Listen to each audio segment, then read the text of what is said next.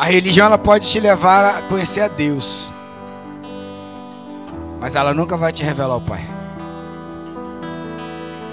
Quando a pessoa fala, qualquer caminho serve para... Mentira. Não é. Caminho é uma coisa, revelação é outra. Todas as religiões buscam a Deus. É verdade, toda religião vai ter um Deus, mas só Jesus pode te revelar o Pai. Só Jesus pode te revelar o Pai. Então a segunda coisa mais importante da nossa vida, a primeira é reconhecer a obra de Jesus naquela cruz, por causa da minha e da sua vida. E a segunda é por causa dessa obra ter a revelação de quem é o Pai. Querido, você pode se relacionar com a Bíblia inteira, você pode estudar teologia, você pode virar PhD em teologia, você pode ser o mais santo de todos os homens na terra e chegar diante de Deus e o Pai fala assim: não te conheço. Isso fala diretamente para nós uma coisa muito importante, que o mais importante não é você ter uma religião, é você se relacionar com Deus através de uma aliança que Ele tem com você. Quando você aceita andar com Cristo, servir a Cristo e morrer para o mundo, você não está fazendo parte de uma religião, você está fazendo parte de uma família que vive debaixo de um reino, de um governo, onde o Pai estabelece todos os parâmetros e princípios. E tudo nesse reino, e move-se através desses parâmetros, é pelo amor, não é por obrigação e obra.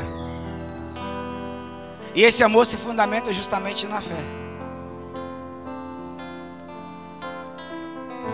Então, quanto menos religioso eu for, é provável que eu conheça um pouco mais de Deus.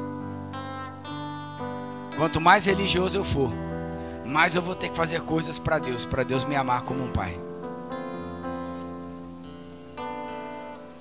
A Bíblia é clara, Deus amou o mundo de tal maneira, para que todo aquele que nele crê não pereça, mas tenha vida, é todo. A salvação é para todos. Mas e o Pai? É para quem entrar nessa vida, é para quem entrar nessa aliança, é para quem está debaixo desse governo. Amém? Eu quero falar do dízimo nessa noite, das ofertas. Essa é a minha chamada hoje. E eu queria que você abrisse sua Bíblia em Lucas 16. O texto vai ser um pouquinho grande, mas a minha fala é curta. É bem direta. Fase boa.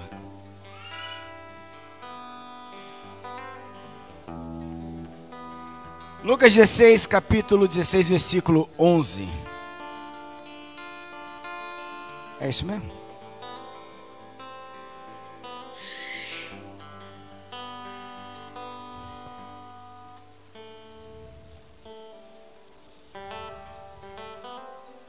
Não, peraí.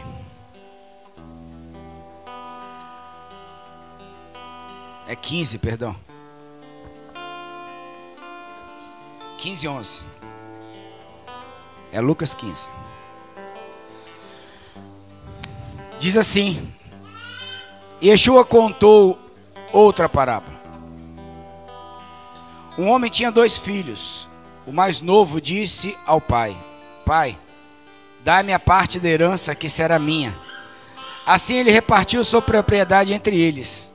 Quando pôde, o filho mais novo vendeu a sua parte da herança, saiu de casa e foi para o país distante, onde desperdiçou seu dinheiro com um estilo de vida imprudente. Mas depois de ter gastado todo o dinheiro, uma fome severa aconteceu naquele país e ele começou a passar necessidade.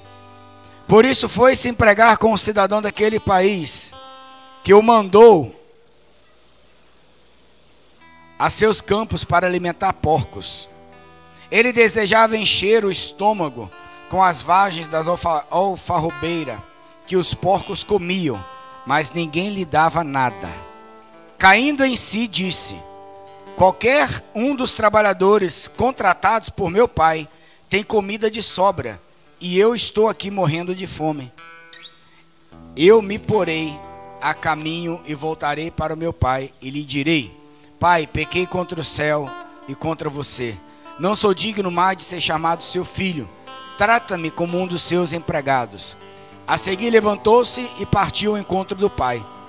Estando ainda longe, seu pai o viu e se encheu de compaixão. Correu até o seu filho, abraçou-lhe e o beijou. O filho lhe disse: pai, pequei contra o céu e contra você. Não sou digno de ser chamado seu filho. Mas o pai disse aos escravos: depressa, tragam uma roupa, a melhor, e vistam nele.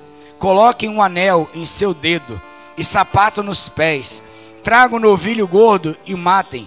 Comamos e celebramos, porque este meu filho estava morto e voltou à vida. Estava perdido, mas foi encontrado. E começaram a festejar. Amém? Essa parábola, ela fala do filho pródigo. E nela nós temos dois filhos, o que estava fora e o que estava dentro. Mas o que tem a ver essa parábola com dízimos e ofertas? Não é interessante pensar nisso? Mas quando você para singularizar a parábola, você vê que havia um pai, havia um filho e que tinha uma herança por direito. Tinha uma herança por direito. E o que ele faz?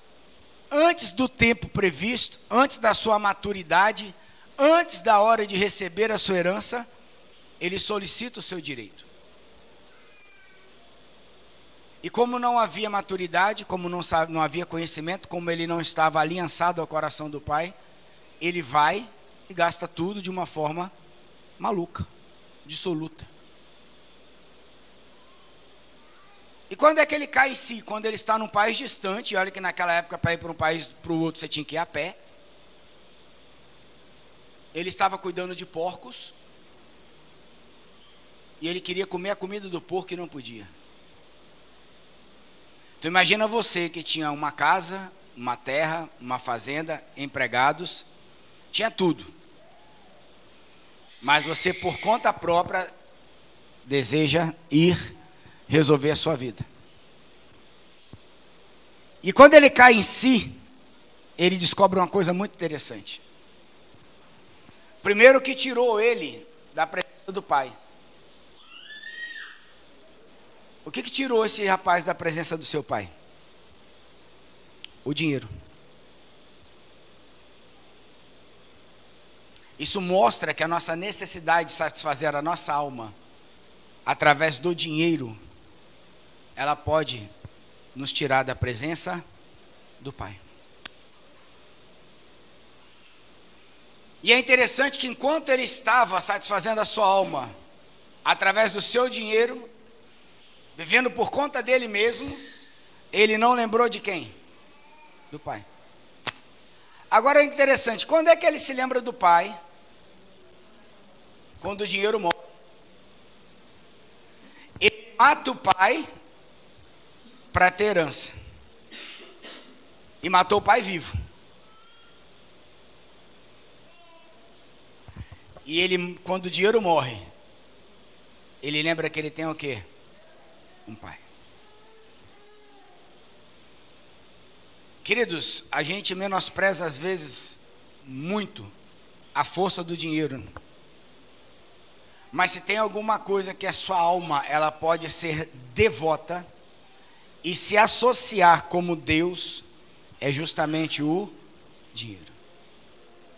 E o dízimos e ofertas fazem parte da nossa disciplina espiritual. Por quê? Porque faz parte de dominar a nossa carne para que a gente não venha a ser governado por quem? Pelo dinheiro. O problema não é o ter dinheiro. O problema é quando o dinheiro te tem.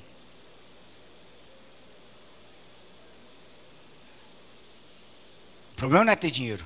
O problema é quando o dinheiro te tem. E o problema também não é ter dinheiro. Porque na verdade, quando você olha para o reino de Deus, você vai encontrar ricos e pobres. Mas dentro do reino, você vai dividir a sua riqueza e vai dividir também a sua pobreza. Você vai no livro de Atos e você vê que eles perseveravam na doutrina dos apóstolos, no partir do pão, na comunhão e nas orações. E tinham tudo em comum.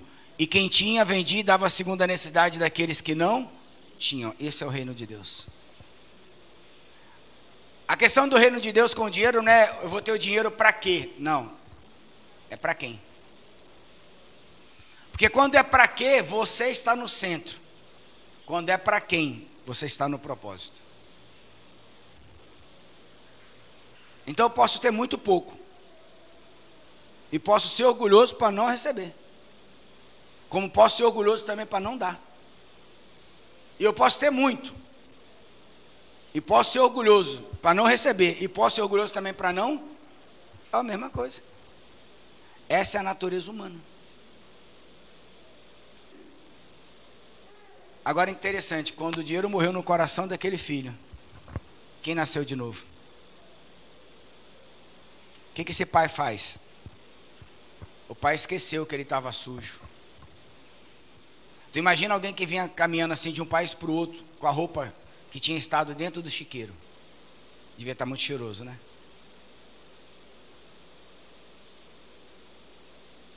Agora olha o coração do pai, sai correndo e beija-lhe o pescoço.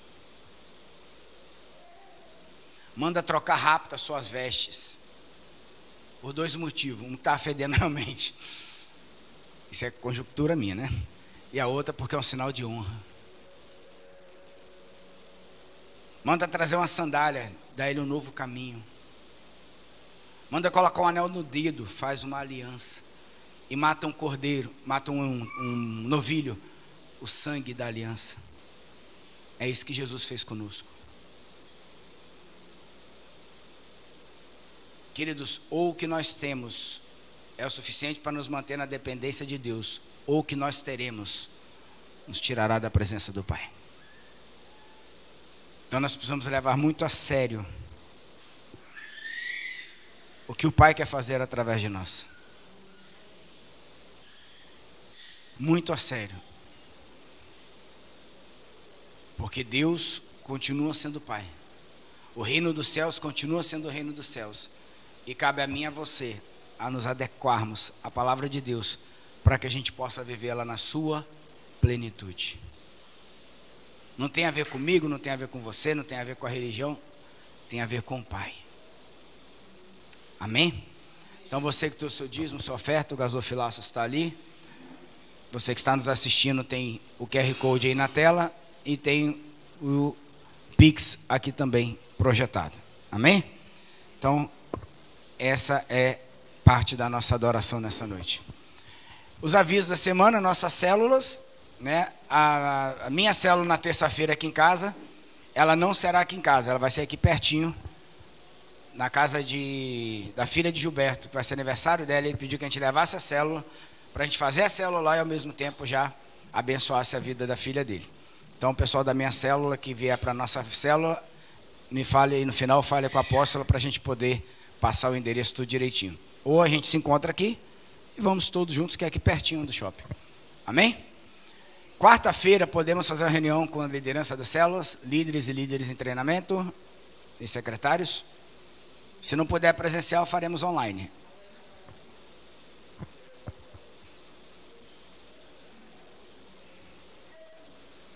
Sério, bateu o feriado no final de semana, esquece, filho. É complicado. A gente vai fazer sem vocês mesmo, porque tem que ser feito. Tá certo?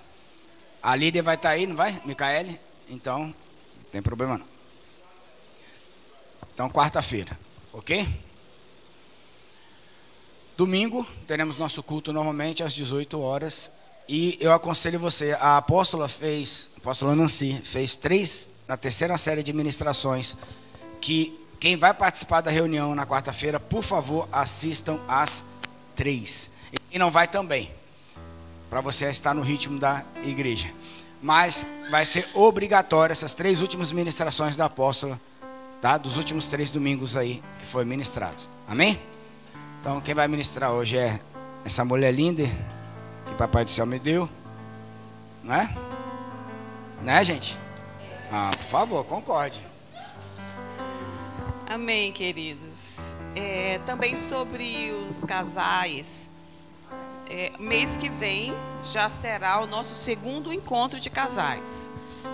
Então existe um questionário que nós precisamos preencher.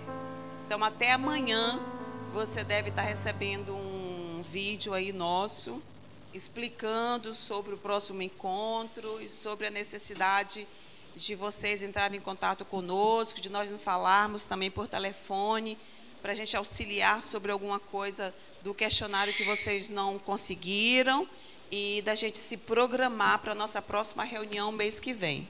Amém? Mês que vem também teremos o nosso segundo encontro de mulheres. Então você já vai orando, apresentando ao Senhor quem é a mulher bonita que você vai trazer para o nosso próximo encontro. E teremos encontro dos homens também. Amém? Bom, como sempre, eu prego daquilo que eu experimento com Deus.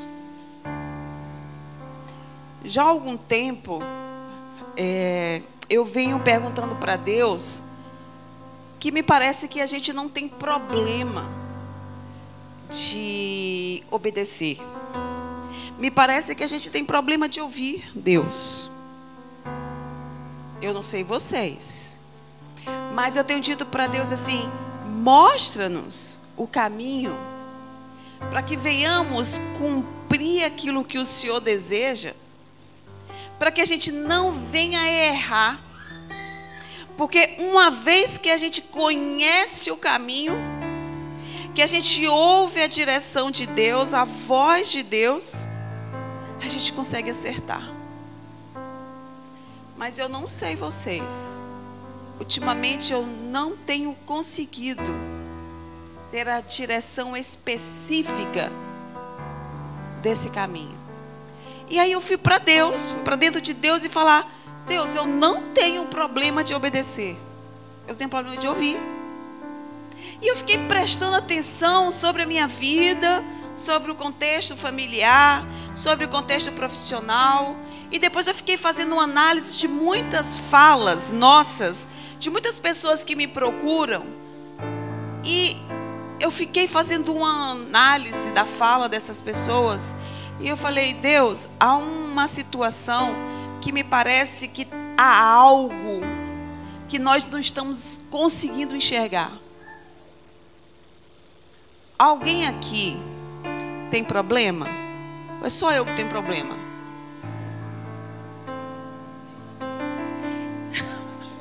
Atire a primeira pedra aqui, quem não tem problema. Não é? Ariela não tem problema, Miguel não tem problema. Não é verdade?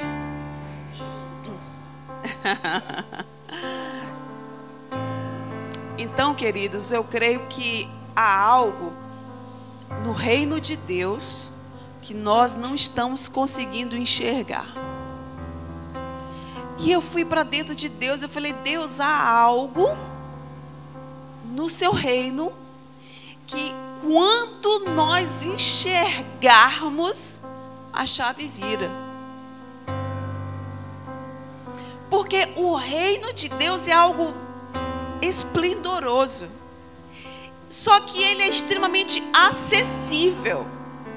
Mas o reino de Deus, queridos, ele é difícil. Não é uma coisa fácil. O problema é que às vezes a gente confunde o reino de Deus à religião. Eu faço parte do reino de Deus porque eu vou todo domingo ao culto, boto a Bíblia debaixo do braço, e aí chega lá aqueles meninos, tocam bonito, cantam bonito, e aí as pessoas são adoráveis, não sei o quê. Queridos, isso não é o reino de Deus. O reino de Deus é aquilo que os nossos olhos não estão vendo. O reino de Deus é um ambiente espiritual, onde a principal peça do reino de Deus é especificamente Deus. E não é sobre nós, é sobre Deus. Então, eu creio que nós não estamos conseguindo caminhar direito, nós estamos conseguindo acesso a algumas coisas, porque nós não estamos compreendendo o reino de Deus. E aí, Deus me deu uma passagem lá no Salmo 119, que é o maior salmo da Bíblia.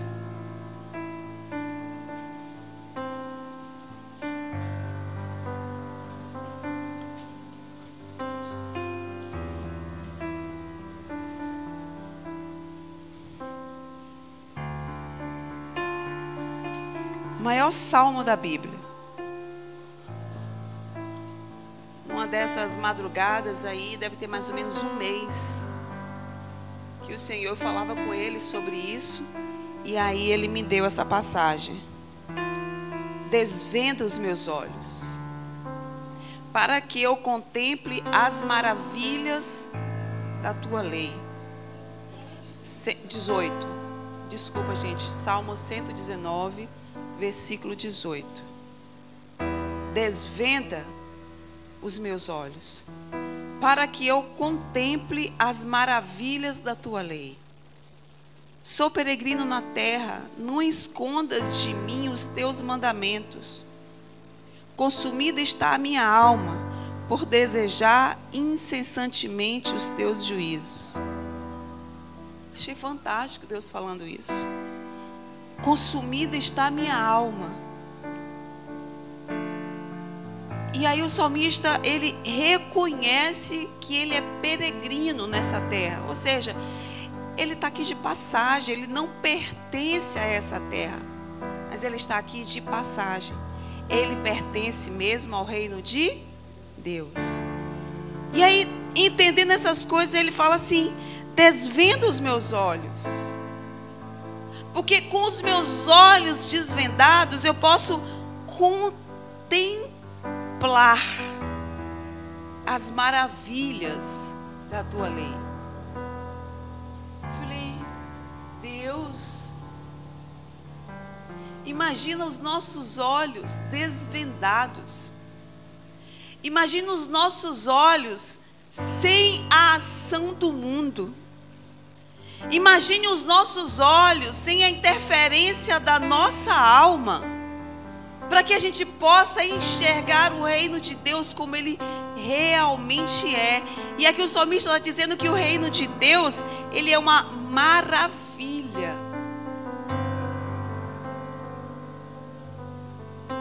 Aí eu falei: eu quero esse lugar. Eu não sei vocês, mas eu quero esse lugar. Eu anseio esse lugar onde eu posso contemplar a presença de Deus e essa presença de Deus me preencher por completo. Eu anseio esse lugar.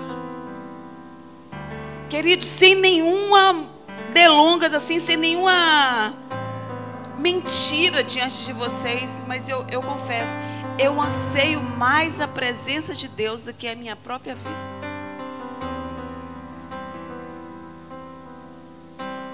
Eu oro pedindo a Deus, Deus me dê experiências sobrenaturais. Deus, deixa eu contemplar a tua presença. Porque quando nós estamos na presença de Deus, nós temos completude. Nós temos definições específicas, direções específicas da nossa vida. Nós não nos entristecemos diante dos nossos problemas, porque sabemos que em Deus há uma solução.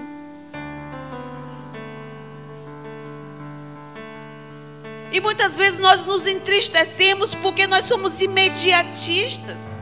E nós enxergamos as coisas baseadas na nossa história e não no reino de Deus. Aí essa história do ficar com os olhos vendados, de não enxergar as coisas direito, começou a mexer muito comigo. Aí Deus falou comigo sobre o caminho de Emaús. Os discípulos no caminho de Emaús. Vamos lá conhecer essa história?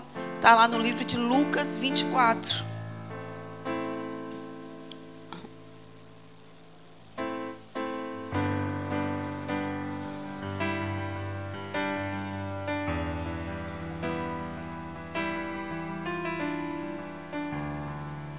Eu quero dizer para vocês que eu estou saindo, né, de uma virose aí, e a garganta, a voz está daquele jeito. Então vou ter momentos que eu vou tossir, e aí vocês dão um desconto, tá bom? Fiz exercícios vocais, até porque hoje é o dia da voz, e eu, como uma boa fonoaudióloga, né, fiz bastante exercício vocal antes de estar aqui, viu? Postei lá no Instagram, e mais tarde eu vou fazer um vídeo sobre a voz. Amém? Vamos lá. A ressurreição de Jesus, que diz assim, Lucas 24, tá? Versículo 1. Mas no primeiro dia da semana, alta madrugada, foram elas ao túmulo. As mulheres se reuniram e foram ao túmulo, levando os aromas que haviam preparado. E encontraram a pedra removida do sepulcro. Mas ao encontrarem, não acharam o corpo do Senhor Jesus. Aconteceu que, perplexas a este respeito, apareceram-lhe 2 varões com vestes resplandecentes. Estando elas possuídas de temor, baixando os olhos para o chão, eles lhe falaram: por que buscai entre os mortos o que vive? Ele não está aqui, mas ressuscitou. Lembrai-vos de como vos preveniu, estando ainda na Galileia. Gente, Jesus andava com os discípulos e ele anunciava aos discípulos, ele preveniu aos discípulos que ele haveria de padecer e que ele ressuscitaria ao 3º dia. Nós não ouvimos essa história?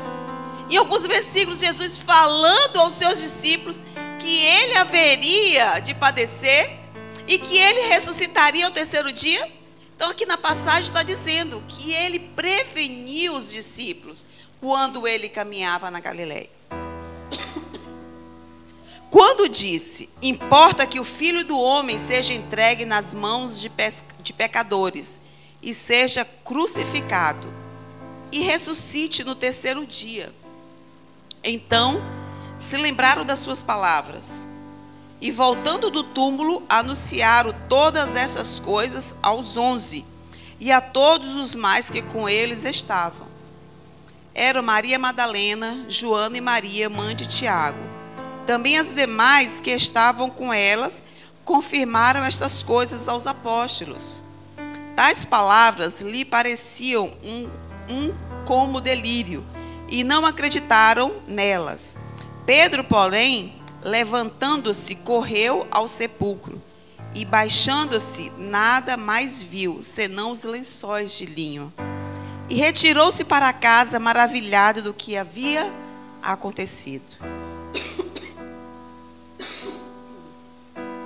Naquele mesmo dia, 2 deles estavam de caminho para uma aldeia chamada Emaús, diante de Jerusalém, 60 estádios, correspondente aí a 11 a 12 quilômetros. O próprio Jesus se aproximou e iam com eles. Os seus olhos, porém, estavam como que impedidos de o reconhecer. Olha aquilo que eu estava falando. Tem situações que nós estamos vivendo que me parece que os nossos olhos estão vendados. Há situações em que o próprio Senhor nos permite viver, estamos diante do Pai e não estamos vendo com quem nós estamos caminhando. Então lhes perguntou Jesus: que é isso que vos preocupa?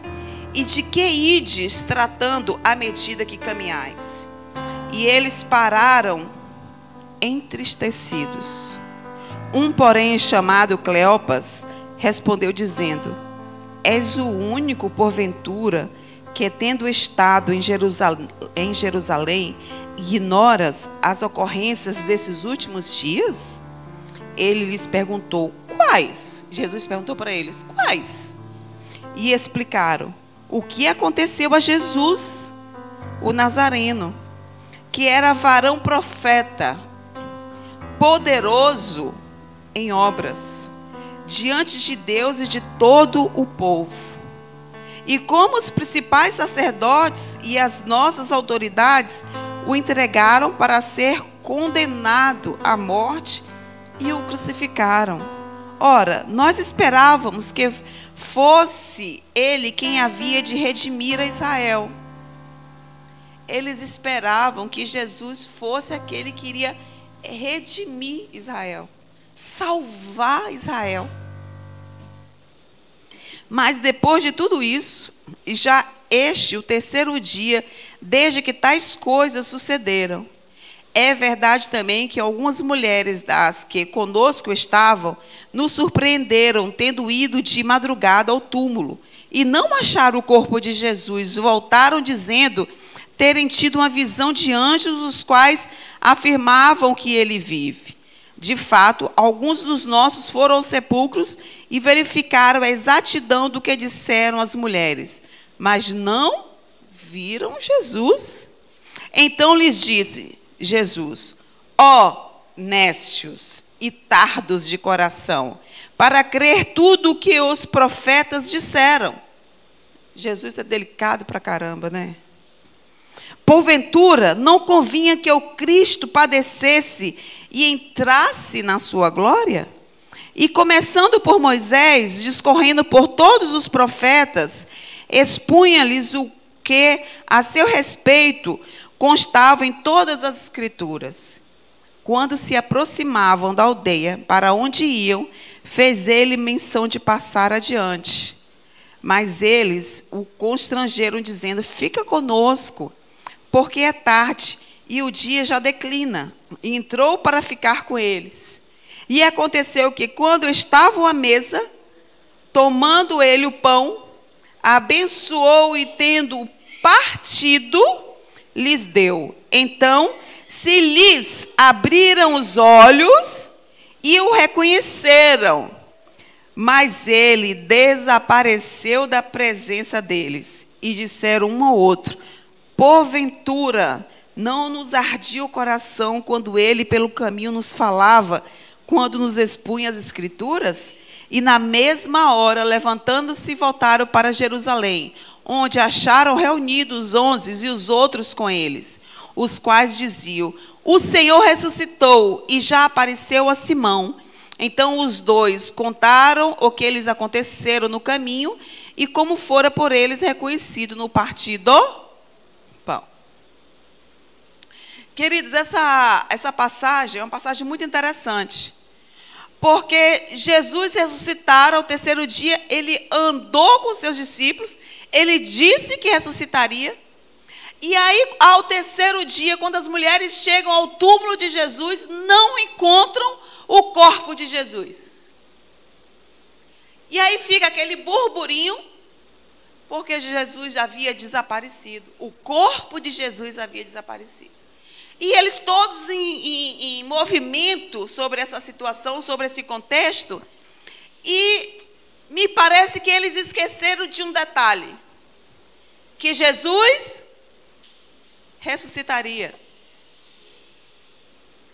E porque não encontram o corpo, porque na cabeça dos discípulos, a forma da vida espiritual é baseado naquilo que eu conheço da vida, e não como verdadeiramente é a vida no Espírito.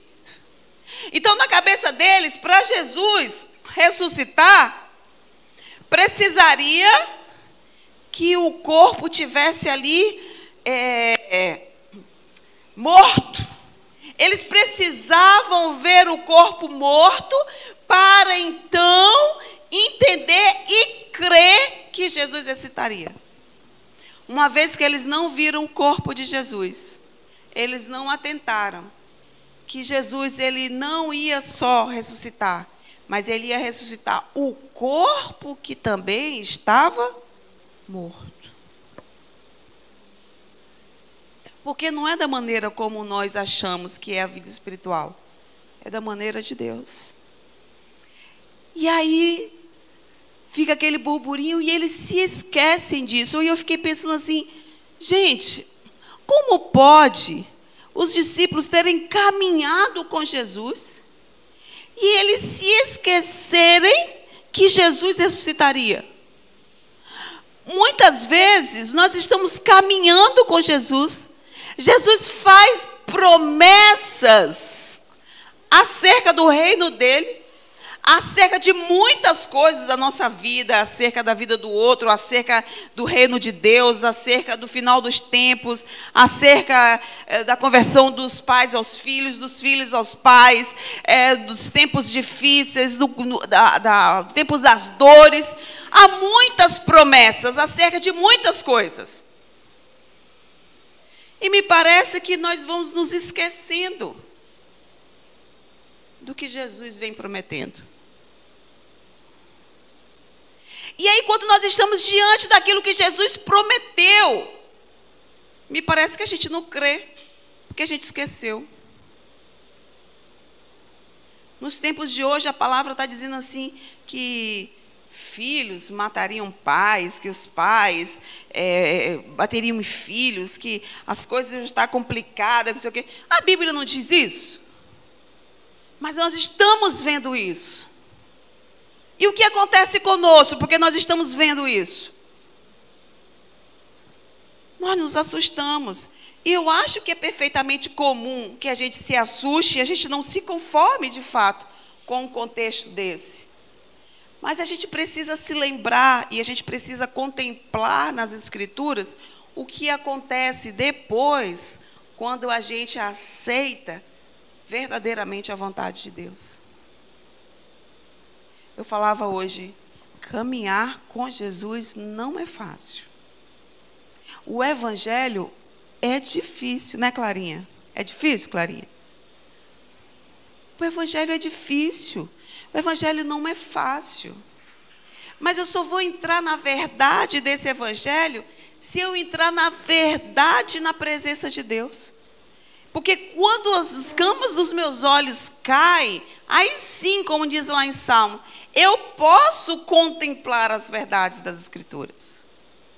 Mas para isso eu preciso que as vendas dos meus olhos caiam. A Bíblia também fala assim, que os deuses desse século cegam os nossos olhos para o entendimento da luz do Evangelho. Então, há uma luz que eu não estou conseguindo acesso a ela. Por quê? Porque a palavra está dizendo que os deuses do século, as muitas informações, as muitas filosofias, as muitas crenças, tudo isso tem trabalhado para que eu me distancie das Escrituras. E aí, Jesus começa a caminhar com os discípulos e visivelmente os discípulos tristes. Por quê? Porque havia uma história de que Jesus ressuscitaria, havia uma história de que Jesus seria aquele que iria remir Israel. Então, eles criaram muita expectativa do tipo deles, acerca de Jesus. E aí o fato de Jesus ressuscitar, e Jesus está vivendo toda a contemplação do mundo espiritual, no preparo desta salvação que cai sobre o homem a partir de então, aí eles ficam sem esperança. Por quê? Porque não conseguiam ver com os próprios olhos o que Jesus tinha feito para cada um. Jesus, ele morre e ele ressuscita com uma promessa de salvação e de cura. Essa salvação e de cura era para toda, era não, né? É para toda a humanidade. Mas é para todos aqueles quanto receber ao Senhor como Pai. Jesus, o Williams falou aqui. Nós conhecemos a Deus como Deus. Mas a gente precisa entender que quem nos formou não foi o Deus Senhor. Quem nos formou foi Deus Pai. Com a sua autoridade de Deus Senhor, mas com o único objetivo de formar uma família. E o diabo sabe disso. Por isso que dentro desse contexto do único objetivo de Deus, que é formar uma família, quem no aspecto da sociedade mais é atingido? A família. Porque se nós não, né? Se o diabo destruir as famílias, ele destrói o quê? O propósito de Deus. Então, me parece que a sociedade, as pessoas, elas estão envolvidas com as muitas coisas em que as famílias estão inseridas, sem que Deus esteja no centro. Deus até está nas extremidades, mas não no centro.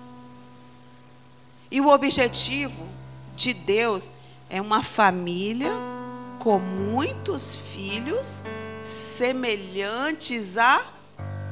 Aí que é o problema. Porque é uma família com muitos filhos semelhante a Jesus. Como eu posso ser semelhante a alguém se eu não enxergo esse alguém? Se eu não vejo o reflexo dessa pessoa. Os discípulos estão ali, caminhando, porque Jesus ressuscitou. Jesus não está mais ali, sumiu o corpo de Jesus. Me parece que Jesus era o Salvador, mas mesmo o Salvador, ele morreu. E agora nós estamos sozinhos, nós estamos desprotegidos. E muitas vezes nós estamos nos sentindo assim, caminhando, entristecidos, sem ver e sem enxergar tudo que foi conquistado na cruz para mim e para você. E vamos permitindo que a tristeza vai tomando conta do nosso coração. Engraçado que esses discípulos, eles faziam parte de uma comunidade. E dentro do contexto dessa comunidade, eles ficaram ali procurando o corpo de Jesus, e eles dois saem e vão e tomam direção das suas casas em Emaús. Como quem não queria mais fazer parte daquele contexto. Porque é muito engraçado, quando nós nos entristecemos e temos problemas, a primeira coisa que a gente faz é não querer ir mais para a igreja. É muito engraçado, porque, por exemplo, se eu tiver uma dor de garganta e eu ligo para o otorrino, eu falo, gostaria de um encaixe para o otorrino, porque eu estou com problema de garganta. Aí o otorrino fala, é segunda-feira, 4 horas da tarde. Então, segunda-feira, 4 horas da tarde, porque eu estou com problema de garganta, eu vou ao otorrino. Ou então eu posso fazer assim, quando chega 4 horas da tarde, eu ligo lá para a clínica e falo, olha, pede para avisar para o doutor que eu não vou hoje, porque minha garganta está doendo demais.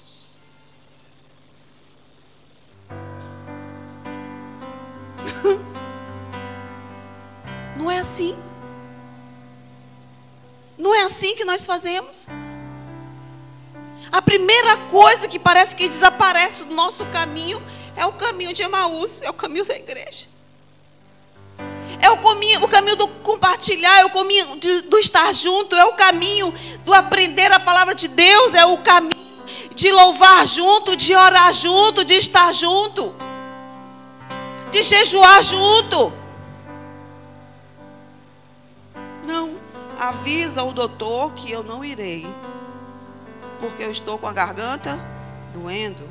Ou então eu estou com muita dor de cabeça, uma enxaqueca louca, eu consigo encaixe com o neurologista. Na hora da consulta eu ligo para o neurologista e falo: avisa ao neurologista que eu não vou à consulta, que eu estou com muita dor de cabeça. Mas na igreja nós fazemos isso. Nós não viemos ao hospital. Nós não viemos à presença de Deus, porque nós mandamos avisar ao neuro, ao dono do hospital, que nós estamos doentes, nós estamos entristecidos, nós nos sentimos abatidos. Então, quando eu me sinto entristecido e abatido, a primeira coisa que eu faço, eu me distancio e vou caminhar sozinho. O importante é que Deus, Ele nos protege diante do nosso propósito. Aí Ele vai lá e busca os discípulos. E no que Ele busca os discípulos caminham ao lado dele, sem entender que quem está ao lado dele é verdadeiramente o Cristo. Só que agora o Cristo ressuscitado. O Cristo agora que há sobre ele e há sobre uma autoridade do mundo espiritual, que eu agora tenho a salvação, que eu agora tenho a cura para a dor de garganta e para a dor de cabeça. Esse Cristo, ele tem esse poder. Mas às vezes eu estou caminhando do lado dele e continuo com os olhos vendados e dizendo: não vou à consulta hoje. Não quero ir ao otorrino porque minha garganta dói demais. Não vou ao neurologista porque minha cabeça dói demais. Nós fazemos isso. Estou perdido no horário.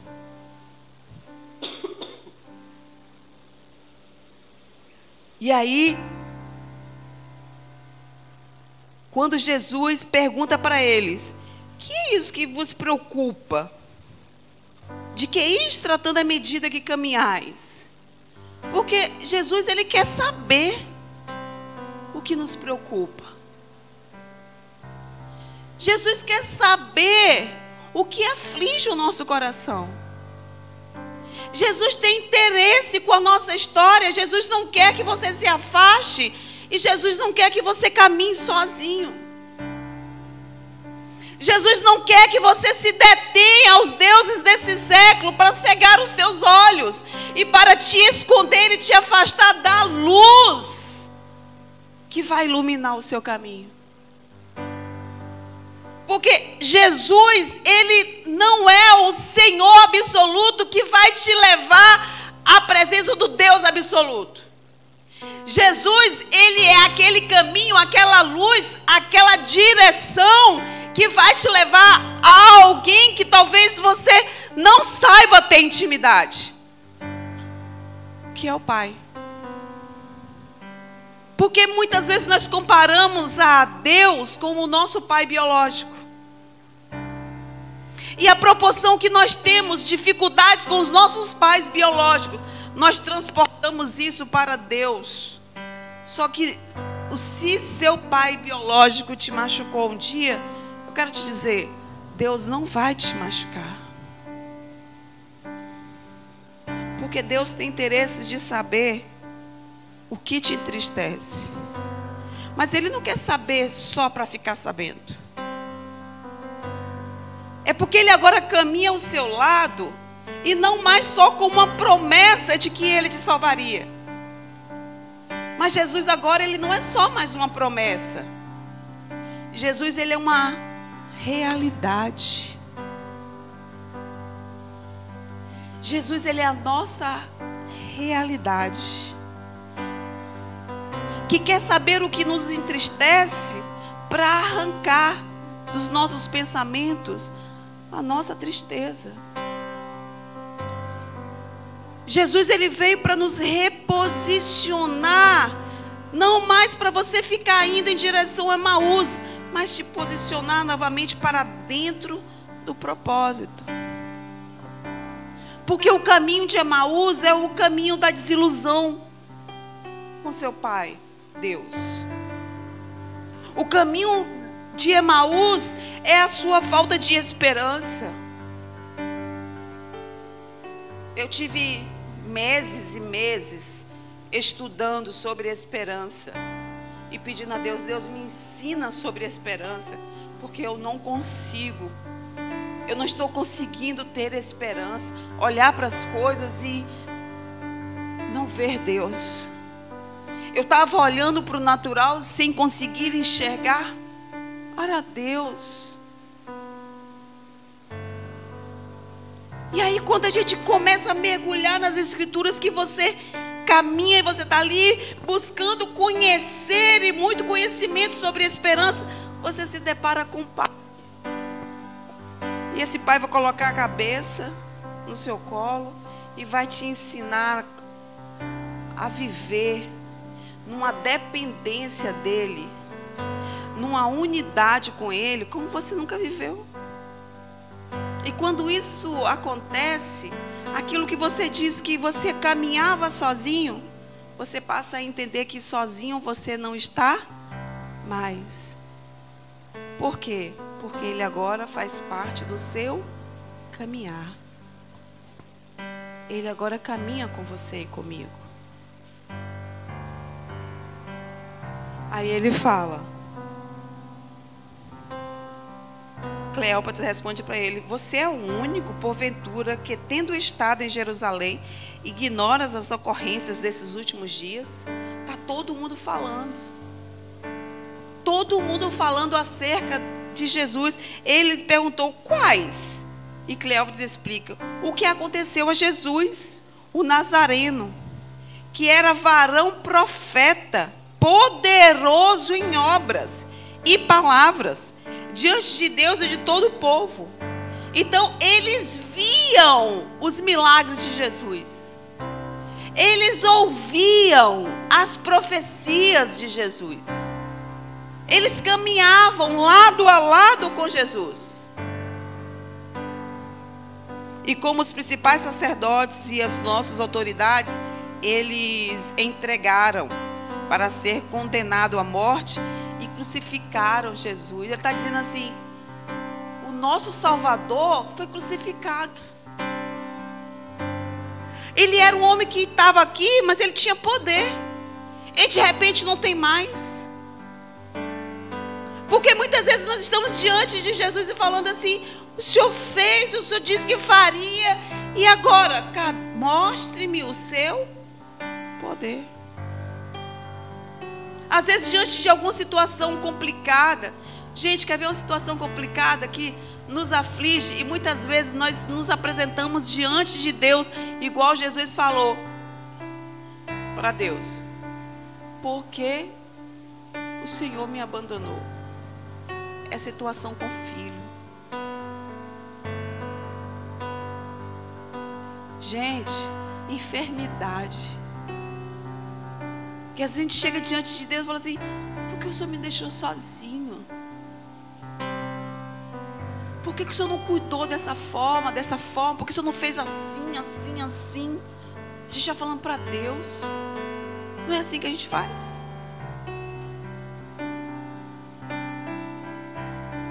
E ele diz assim: você sabia que esse Jesus, nós confiávamos nele? E nós estamos entristecidos justamente porque nós depositamos a nossa confiança nele. E agora ele sumiu. Será que ele sumiu? Ou somos nós que não estamos vendo? Porque o que me parece nessa passagem, Jesus não sumiu.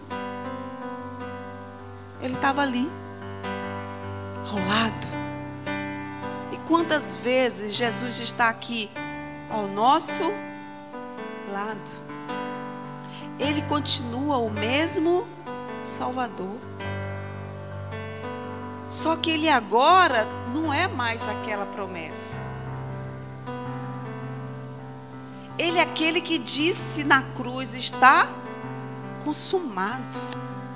Aquilo que foi conquistado na cruz, o diabo não pode lhe roubar.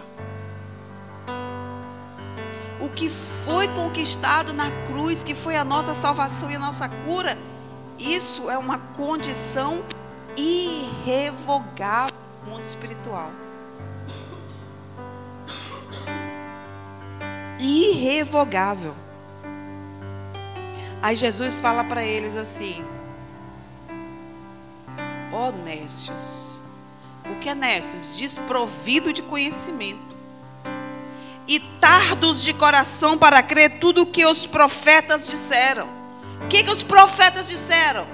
Muitos profetas do Antigo Testamento haviam já falado sobre a ressurreição de Jesus. Haviam falado sobre a salvação. Só que a gente encara como muitas profecias como algo que vai acontecer. E na verdade a profecia não é algo que vai acontecer. A profecia é a vontade de Deus para o povo sobre aquilo que já está estabelecido nos céus. Profecia não é o que vai acontecer. Quando Deus fala que eu não fiz filhos para que nenhum dos seus filhos se perca, Ele não está dizendo assim: há uma possibilidade que seu filho não se perca. Ele está dizendo que no mundo espiritual já está declarado que nenhum dos filhos vão se perder.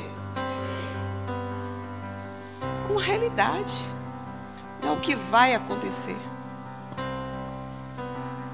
Mas que cabe a nós um posicionamento. Jesus espera o posicionamento. Aí, cadê?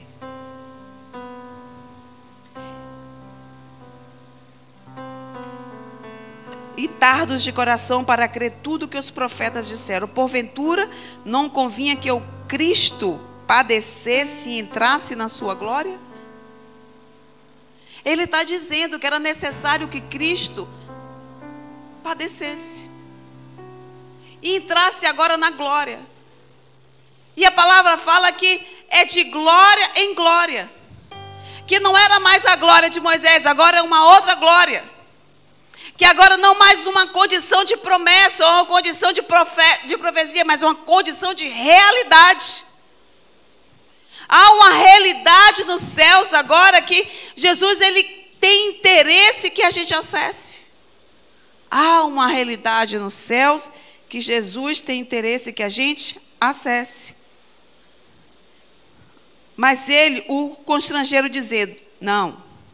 E começando por Moisés, discorrendo por todos os profetas, expunha-lhes o que o seu respeito constava em todas as escrituras. Quando se aproximavam da aldeia para onde iam, fez ele menção de passar adiante. Mas eles o constrangeram dizendo, fica conosco aqui, Jesus. Eles não tinham reconhecido ainda o companheiro de viagem como Jesus, mas eles, lá adiante eles falam que enquanto eles caminhavam com Jesus, eles sentiam que alguma coisa espiritual e muito especial estava acontecendo. Tanto é que eles pedem para aquele companheiro ficar ali com eles. E aconteceu o quê? Quando estavam à mesa, tomou ele o pão, abençoou e tendo partido lhes deu. Então se lhes abriram os olhos. Foi quando eles sentaram, quando Jesus sentou à mesa com eles. E aí Jesus faz algo importantíssimo, que é justamente o que Jesus veio fazer durante toda a caminhada dele. A partir daquele momento, ele estabelece algo com eles na caminhada, tenta suprir a necessidade da tristeza deles, explicando com a palavra, senta com eles e começa a mostrar para eles o que verdadeiramente Jesus veio fazer. O que foi que Jesus veio fazer? Compartilhar a ele com todos. Tanto é que ele compartilha aqui na mesa o pão. Quem é o pão? O próprio Jesus. E a partir do momento que eles não mais estavam com um olhar sobre as suas dores, mas agora eles entenderam sobre a questão do compartilhar, quando eles entendem sobre a questão do coletivo, eles têm a revelação de quem? De Jesus. Então Jesus vem nos ensinar que ele veio verdadeiramente para uma família, e não só para a sua família, mas Jesus veio para uma família com muitos filhos semelhantes a ele. Então, para eu saber a semelhança, eu preciso caminhar com ele. Eu preciso sentar à mesa com ele. Eu preciso entender sobre o compartilhar a minha vida e compartilhar as minhas dificuldades e compartilhar as dificuldades do outro. Ajudar a viver, a me relacionar. Gente, evangelho é relacionamento. Não há evangelho sozinho. Evangelho é relacionamento. Por isso que é tão difícil, quando eu tenho dificuldade de relacionamento, eu viver plenamente o evangelho. Porque o evangelho é partilha.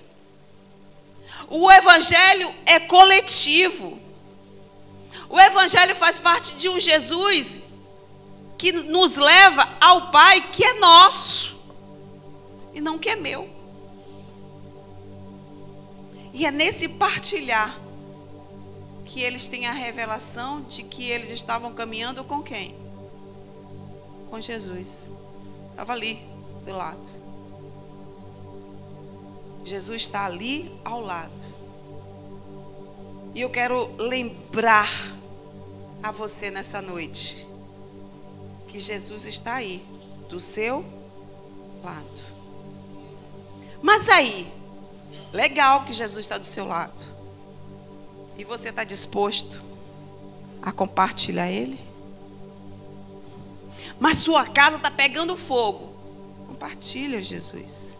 Mas seu casamento está cheio de problemas. Compartilha, Jesus. Ah, mas as minhas finanças estão problemáticas. Compartilha, Jesus. Tido compartilhar, que as vendas dos seus olhos vão cair. Coisas sobrenaturais vão acontecer a partir do compartilhar. Por isso que a ceia é tão importante. Ele, nesse momento aí, ele faz a ceia antes de ser crucificado.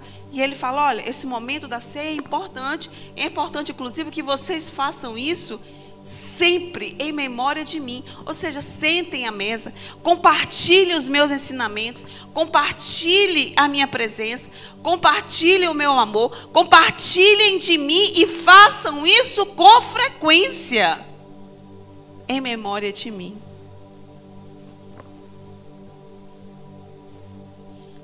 Aí quando a gente tem a revelação de que Jesus, ele é verdadeiramente o Cristo, aí toda tristeza sai fora da nossa vida.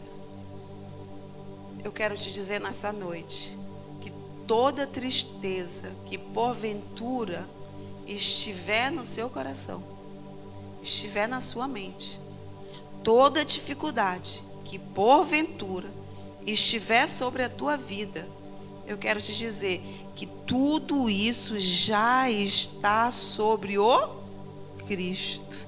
E esse Cristo agora está onde? Onde ele está? Agora mais na figura do Espírito Santo. E é esse Espírito Santo que vai nos ajudar a romper e a vencer toda e qualquer dificuldade. É o Espírito Santo que é o nosso ajudador. Então Jesus agora vem sobre nós com essa figura do Espírito Santo, conduzindo e nos direcionando a enxergar as coisas como elas realmente são. E partilhar esse Jesus, que não mais é meu, mas que é nosso. Você tem interesse de levar esse Jesus nosso para sua casa? Tem? Mas você tem interesse de levar esse Jesus para sua vizinha? Para o seu amigo? Para o seu amigo, para o seu marido que talvez você não perdoe? Para o seu filho que você não perdoe? Porque é muito fácil, às vezes a gente quer levar Jesus para quem a gente está aí de boa. Mas e para quando o coração da gente está fechado? Está disposto a levar Jesus para quem a gente julga que não merece? Quem tem muito tempo para ficar julgando as pessoas, tem pouco tempo para amar as pessoas. E Jesus, ele não veio para te ensinar a ficar julgando as pessoas. Ele veio para te ensinar a amar, porque compartilhar é amar as pessoas. É atrair esse amor e viver plenamente esse amor. Quando eu entendo sobre isso, é que eu vou olhar para as pessoas e vou vê-las sem Jesus e não vou julgá-las porque elas estão em pecado indo para o inferno, mas porque elas não estão vivendo o amor do Pai. O amor do Pai. Porque se esse amor faz tanta diferença na sua vida, imagine na vida do outro também. Então eu quero te dizer que nós não vamos mais para Emaús. Nós vamos voltar para Jerusalém. Porque é o que Jesus fala: voltem e permaneçam em Jerusalém até que o meu Espírito derrame sobre vocês. Não saiam da presença sem que o Espírito Santo não esteja com vocês. Não saia do lugar de proteção e da presença de Deus sem que o Espírito Santo não comande vocês. Isso é proteção para a sua casa, para a sua vida. E necessariamente para que as escamas, elas não estejam mais nos seus olhos. Há um versículo que diz assim: se os teus olhos forem bons, todo o teu corpo será bom. Gente, se os teus olhos forem bons, quer dizer que se os teus olhos estiverem em Cristo, tudo ao teu redor será bom. Bom não é no sentido de que é livre de problema, mas é no sentido de que 1000 cairão à tua direita, 1000 outros tanto à sua esquerda, mas o que vai acontecer com você? É sobre isso. Não é que não vai ter problema, mas é que você está vendo a situação por um outro olhar. Não mais na direção de Emaús, mas na direção em permanecer em Jerusalém até que o Espírito Santo seja derramado sobre você. Amém? Eu queria aquela música.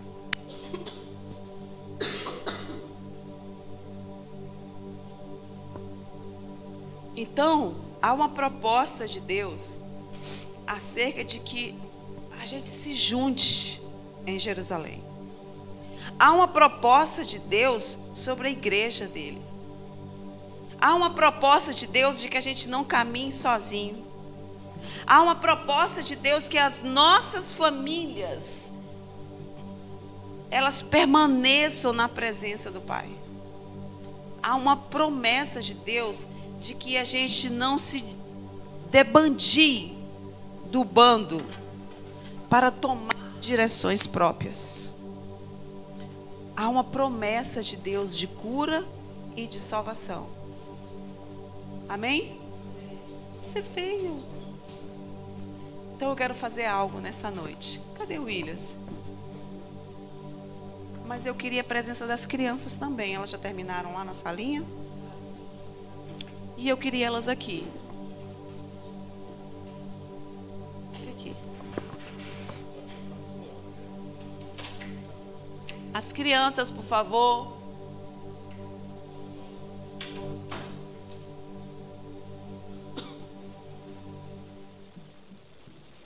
Há uma missão de Deus deixada no plano da salvação. E nós precisamos viver essa missão de Deus.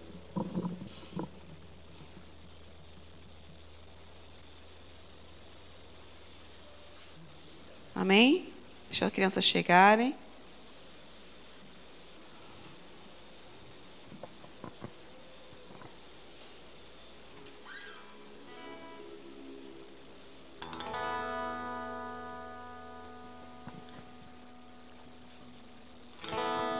Eu quero dizer que essa é uma noite onde Deus quer estabelecer a nossa comunhão com Cristo. Deus quer estabelecer a comunhão da nossa família com Cristo. Eu quero que a gente faça hoje um ato profético, que a gente viva como verdadeiramente Deus quer que a gente viva. A comunhão com o Senhor se aprofunda na medida que insistimos com Ele para que Ele fique conosco.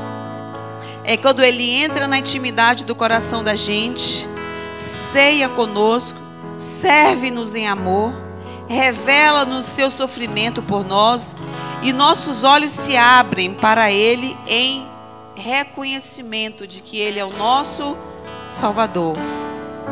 Eis, portanto, a cura para a alma deprimida, decepcionada, desistente. A proximidade de Jesus, sua interação conosco e a comunhão com Ele pela palavra, devemos, pois, sentar-nos aos pés sempre de Jesus. Porque Ele quer restaurar a nossa vida. E Ele quer restaurar a nossa casa. E Ele tem uma promessa de família. E nessa noite eu quero profetizar que toda essa restauração que Jesus faz conosco quando nós caminhamos muitas vezes pelos nossos caminhos vazios e decepcionantes de Emaús, o Senhor quer nos reposicionar. Ele está dizendo: volte. Volte porque eu tenho uma promessa para a sua vida. Volte porque eu tenho uma promessa para a sua casa. Volte porque eu tenho planos de bem, não de mal.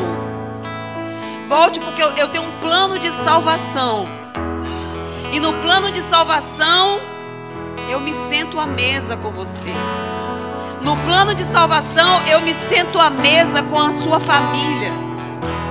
No plano de salvação, eu me sento à mesa na igreja de Cristo. Naqueles que estão juntos em nome do único Pai. Então eu queria que a gente ficasse de pé.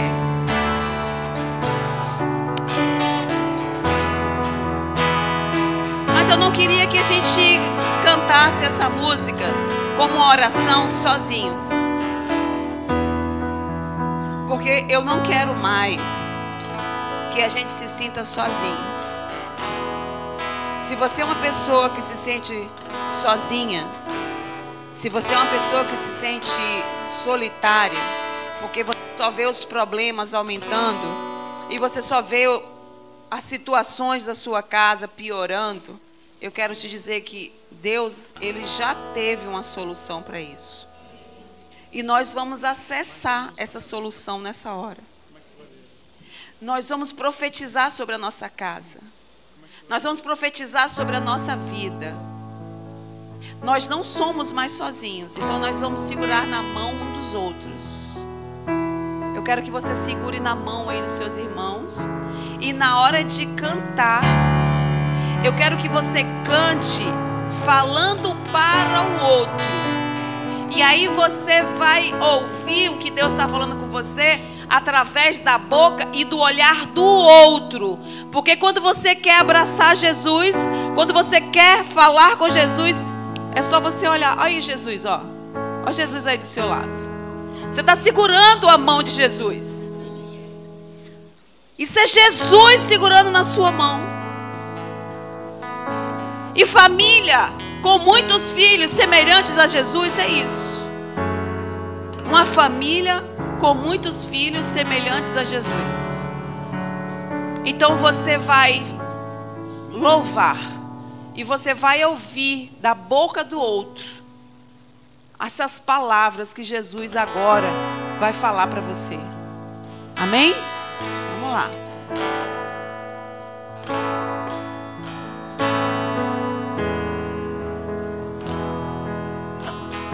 Ei, as crianças, eu gostaria que essas crianças prestassem bastante atenção na letra dessa música, porque eu creio que vocês estão aqui para que a gente olhe para vocês e a gente creia que vocês não são a igreja que vai surgir, mas vocês já são a igreja de Cristo hoje, e cabe a nós cuidarmos dessa igreja e sarar esta igreja, cuidar verdadeiramente dessas ovelhas que estão crescendo na presença de Deus. Amém?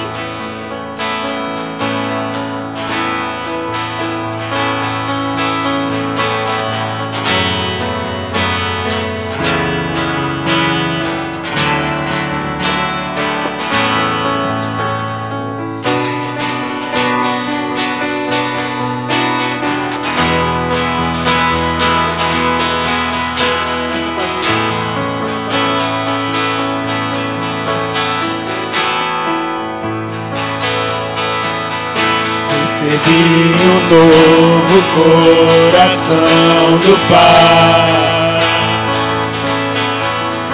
coração regenerado, coração transformado, coração que é inspirado por Jesus. Como fruto, declara aí, como fruto desse novo coração,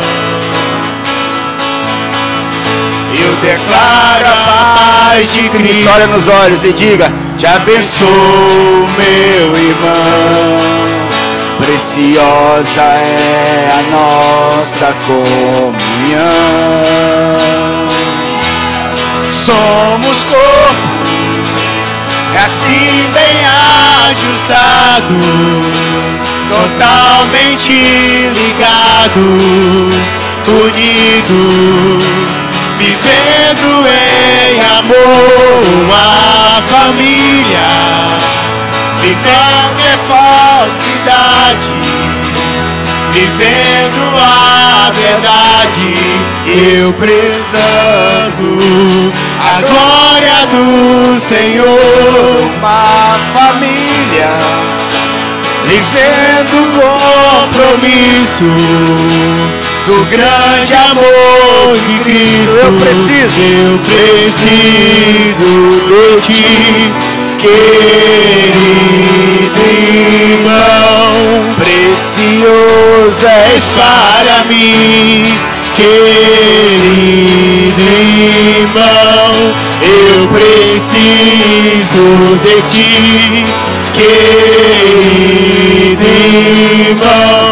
Precioso és para mim, que somos corpo,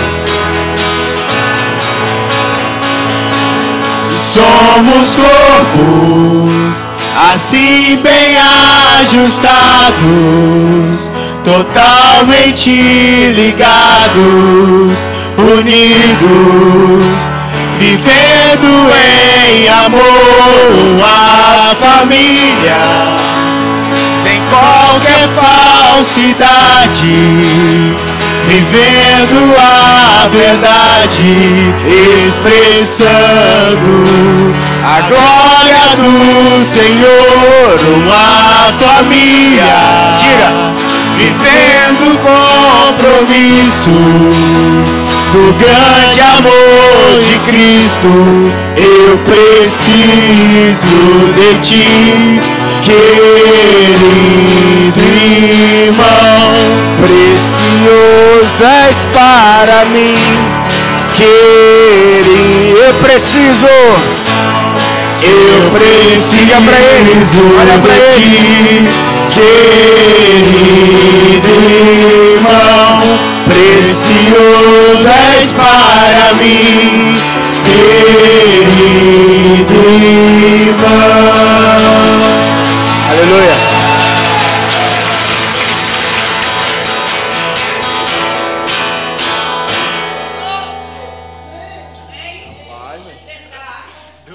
Senta aí um minutinho, querido. Ô Mone, deixa aí, venha pra cá, por favor. Todo mundo aqui. Aleluia. Você crê que Deus está neste lugar, amém? Você crê que Deus te trouxe aqui hoje com um propósito? Então vamos esquentar a chapa nessa noite. Nós cantamos uma coisa ali muito importante que às vezes nós não damos conta. Somos corpo e assim bem ajustado, totalmente ligados, unidos, vivendo em. Não é o meu amor, não é o seu amor, é o de Cristo. Só que tem um problema: se eu e você precisamos e dependemos e queremos viver o amor de Cristo, nós vamos ter que abrir mão de um Deus para receber um Pai nessa noite.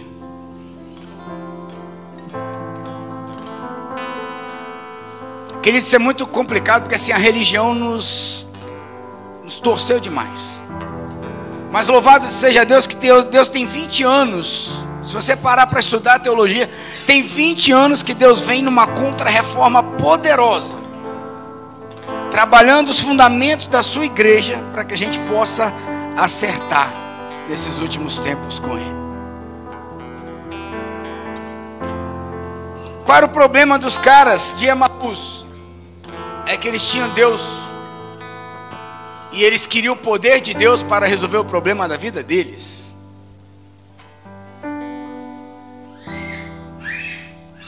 Qual o problema de nós termos Deus? É que não é bom ter Deus. O problema é que a gente vai querer o poder de Deus para resolver o problema da nossa vida. E aí você cai em depressão. É aí que você está frustrado com Deus. É aí que você não consegue suportar os processos de Deus.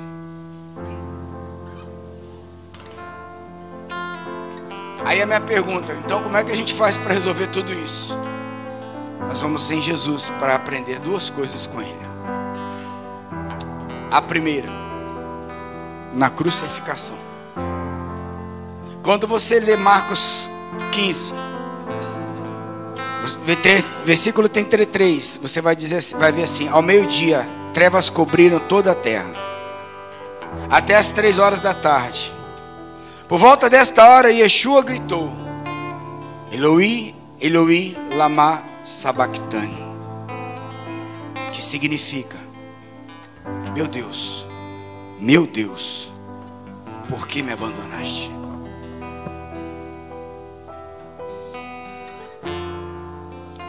Esse mesmo Jesus que está nessa cruz,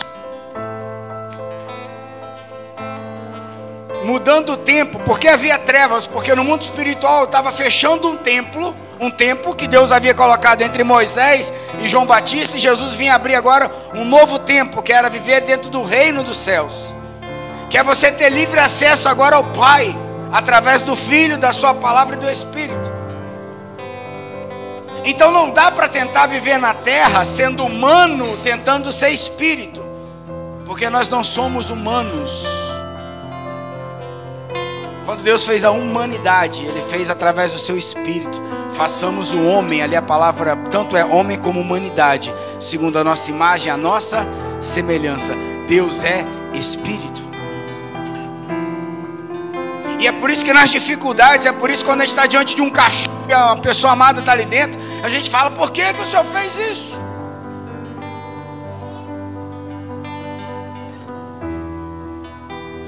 E quantas coisas estão mortas na nossa vida e nós estamos falando isso. Meu Deus, por que o Senhor me desamparaste? E muitos de nós, quando nós não conseguimos o que nós queremos de Deus, nós achamos que Deus para por ali. Deus não me ama, Ele só quer me subjugar. Esse mesmo Jesus que está falando isso, Ele disse assim, ó: quem quiser vir após mim,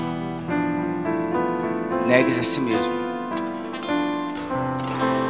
Escuta isso: e tome a sua cruz.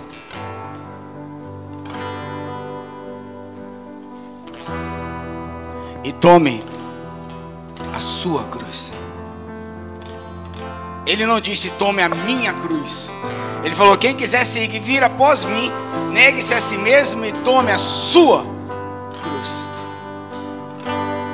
Deixa eu te dizer uma coisa profética na tua vida: há uma cruz para você, há uma cruz para mim, e ela não é o seu problema, ela é a sua morte. A cruz é o lugar onde eu subo e onde Deus me desampara. Mas esse mesmo Jesus que está falando: tome a sua cruz e siga-me, por que Ele está falando siga-me depois da cruz se eu estarei morto? Porque é o mesmo Deus que diz assim: está consumado. Se você não assistiu, assista a ministração de domingo passado no nosso YouTube.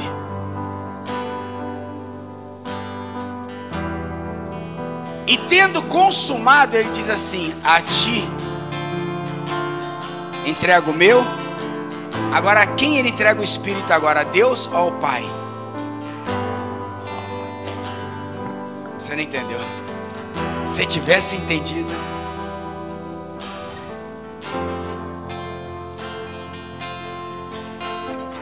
A ti, ó Pai,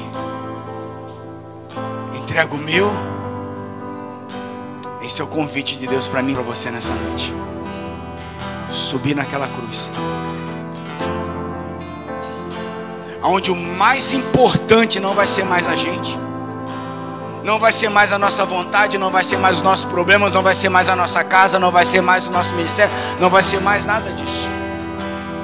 Vai ser o Pai. Porque morto não tem vontade, não tem sonho, não tem desejo, não tem nada disso.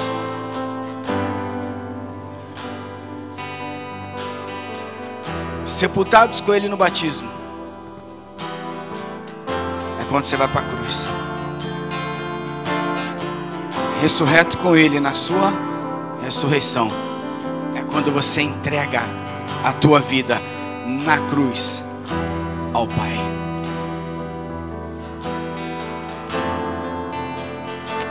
O que Deus está falando conosco hoje, através dessa ministração e eu ali em ebulição? Eu quero convidar você para entregar o seu espírito ao Pai. Você vai abandonar a religião. Loucura. Eu sou crente, não. Quem me chama de crente é o IBGE. Deus me chama de filho.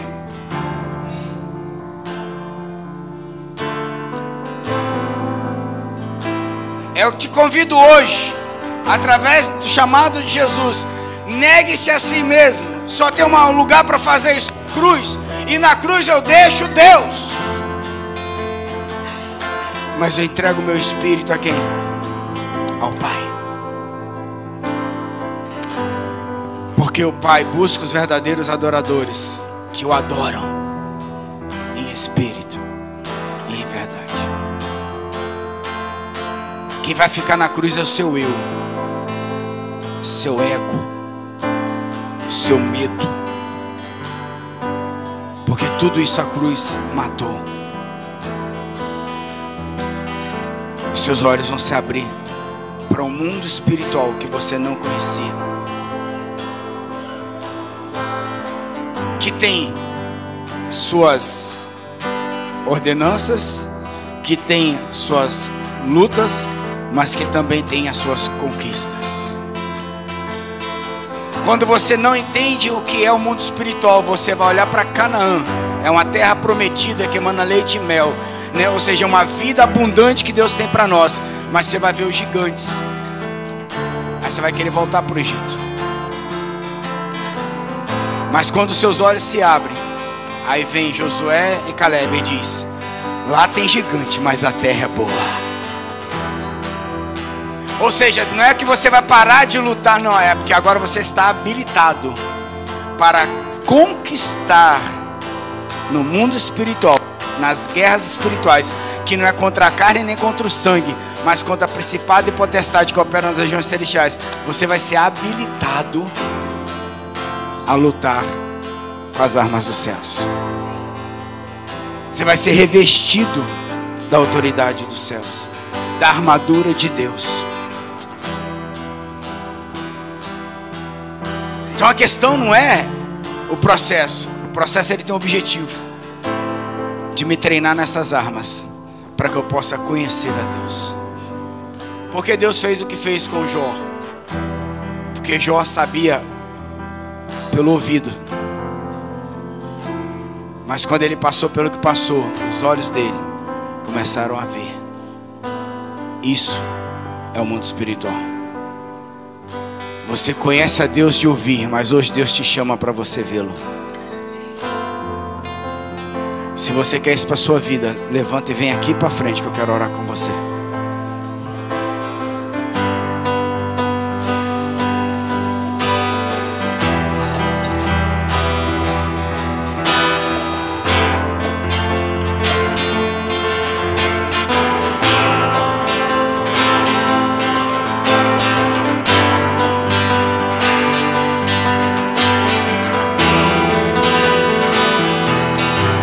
Necessário vos é nascer de novo da água e do Espírito.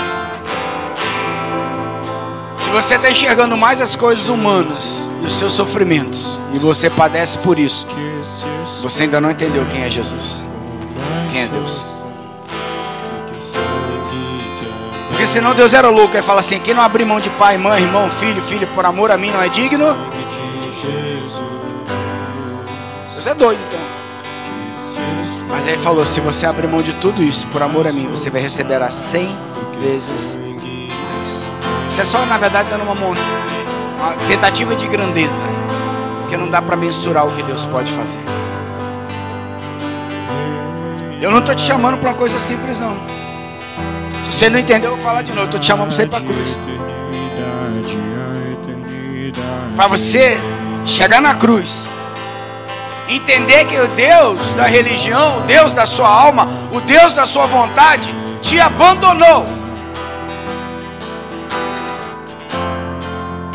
É aquele Deus que vai vir socorrer só você porque você é a última Coca-Cola do deserto. Ele vai morrer hoje. Você vai passar a ter um pai. Amém. Um pai que tem uma vontade estabelecida nos céus, que é boa, perfeita e agradável. E esse pai vai fazer de tudo para transformar você, para que a sua mente seja transformada, que você viva e ande nesse mundo em novidade de vida, manifestando a glória desse Deus a quem você representa. Te prepara, te prepara. Tu tá indo para sentença de morte, a ganhar uma vida. E quem perder a sua vida por amor a mim, diz o Senhor, receberá de mim 100 vezes mais. A partir de hoje eu declaro na tua vida que o Espírito Santo vai ser seu amigo, vai ser seu intercessor, vai ser seu fortalecedor, mas vai ser também o seu confrontador. confronta a dor. E nós vamos orar por vocês. E você que ainda não se aliançou com Jesus, peça ao Espírito Santo que te dê essa revelação que você precisa se aliançar com Jesus. Você não precisa da religião, você precisa de Jesus. Amém? Joyce, Léo, vem cá. Deixa eu orar com vocês, depois eu oro ao povo.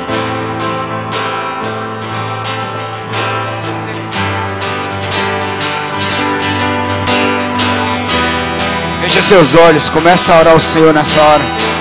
Começa a declarar a Ele que você quer essa aliança nessa noite, que você quer subir nessa cruz, que você quer dizer: Pai meu Pai, ó Deus, porque o Senhor me desamparou, porque eu vou entregar o meu espírito ao Senhor nessa noite e vou ganhar um Pai. Eu terei um Pai dos céus. Pai, estamos enchendo a taça até que tu revela teu Espírito, teu poder, tua graça, teu favor, em nome de Jesus. Habilita, Senhor, agora os céus, enchendo as taças até que tu venha. Em nome de Jesus, já chegamos ao Monte Sião, a cidade do Deus vivo, a nova Jerusalém,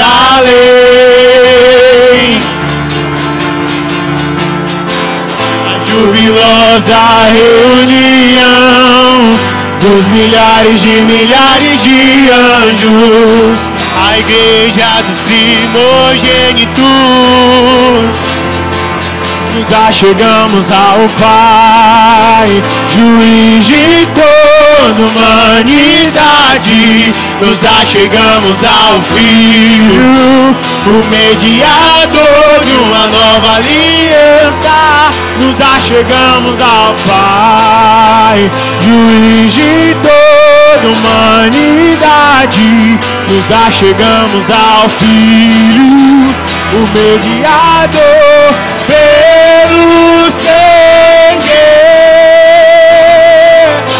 o sangue de Jesus, que se expressa mais força do que o sangue de Abel. O sangue de Jesus, que se expressa com mais força do que o sangue de Abel, e ele reina,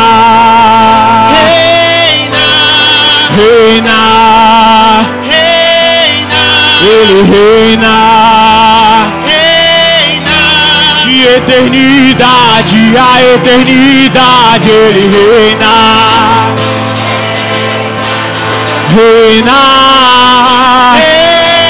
E ele reina, de eternidade. O sangue de Jesus, que se expressa mais força do que o sangue de Abel. O sangue de Jesus, que se expressa com mais força do que o sangue de Abel, e ele reina,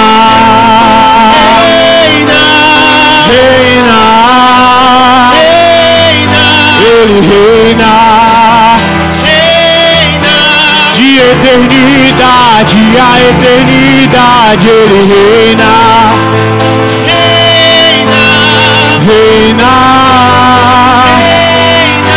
ele reina, de eternidade.